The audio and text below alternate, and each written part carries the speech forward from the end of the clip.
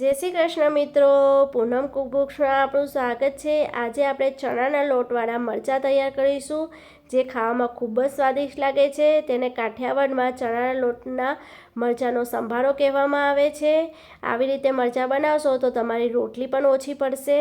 તો ચાલો આપણે મરચાં બનાવીએ। અહીંયા મરચાં બનાવવા માટે મેં 12 નંગ આવા મરચાં લીધા છે, જે બહુ તીખા નહીં અને બહુ મોરા નહીં તેવા મરચાં છે। અને તે અડધી વાટકી જેટલો ચણાનો લોટ લીધો છે। અને આપણે મરચાંનો ડીટીયાનો ભાગ કાઢી તેને મોટી સાઈઝમાં સમારી લેશું। તમારે જે સાઈઝ જોતી હોય તે સાઈઝ પ્રમાણે તમે સમારી શકો છો। અહીં મેં થોડી મોટી સાઈઝમાં સમારી લીધા છે। આવી રીતે બધા જ મરચાં મેં સમારી લીધા।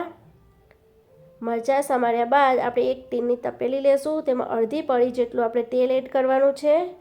અને જે ચણાનો લોટ લીધો હતો તે તેમાં એડ કરવાનો અને ગેસની ફ્લેમ મીડિયમ રાખી આપણે તેને ગોલ્ડન બ્રાઉન થાય ત્યાં સુધી ચણાના લોટને શેકી લેવાનો છે।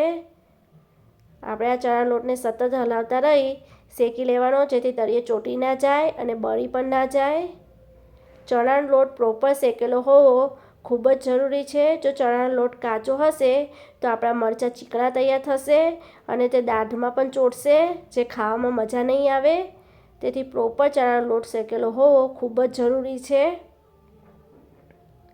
અહીં આપણે ગોલ્ડન બ્રાઉન થાય ત્યાં સુધી ચણાના લોટને શેકવાનો છે।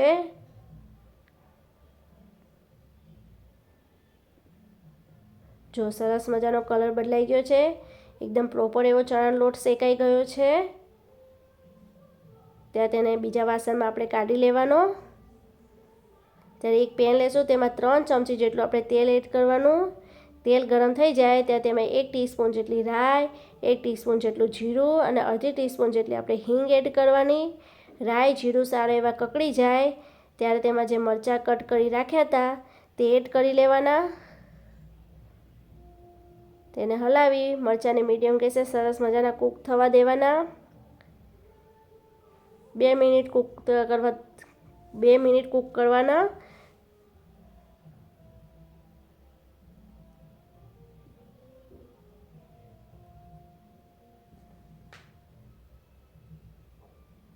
જો સરસ મજાના આપણા મરચાં કૂક થઈ ગયા છે, કલર બદલાઈ ગયો એટલે તમને આપોઆપ ખબર પડી જશે। ત્યાં તેમાં મસાલો કરશું, તેમાં 1 ચમચી જેટલું ધાણા જીરું પાવડર અને અડધી ટીસ્પૂન જેટલી આપણે હળદર પાવડર કરવાની છે। અને જે ચણા લોટ શેકી રાખ્યો તો તે એડ કરી લેવાનો। બધાને સારી રીતે એવું સરસ મજાનું મિક્સ કરી લેશું। મિક્સ થઈ જાય ત્યારે તેમાં 1 ચમચી જેટલો લીંબુનો રસ એડ કરવાનો અને 1 ચમચી જેટલું મેં અહીંયા બોરું ખાંડ એડ કરી છે। તેને પણ સરસ મજાનું મિક્સ કરી લેશું અને સ્વાદ પ્રમાણે અહીંયા હું મીઠું એડ કરવાની છું। તેને પણ સરસ મજાનું મિક્સ કરી લઈશું। બધો જ મસાલો એડ કર્યા બાદ 1 મિનિટ સુધી આપણે મરચાંને આવી રીતે સતત હલાવતા રહેવાનું, જેથી તળિયે બળી ના જાય તે ખાસ ધ્યાન રાખવાનું। ગેસની ફ્લેમ મીડિયમ રાખવાની। તો પ્રોપર આપણા મરચાં તૈયાર થઈ ગયા છે। તો તમને મારી આ રેસીપી કેવી લાગી જરૂર કહેજો। જો તમને ગમી હોય તો મારી ચેનલને લાઈક, સબસ્ક્રાઈબ અને શેર જરૂર કરજો। જય શ્રી કૃષ્ણ।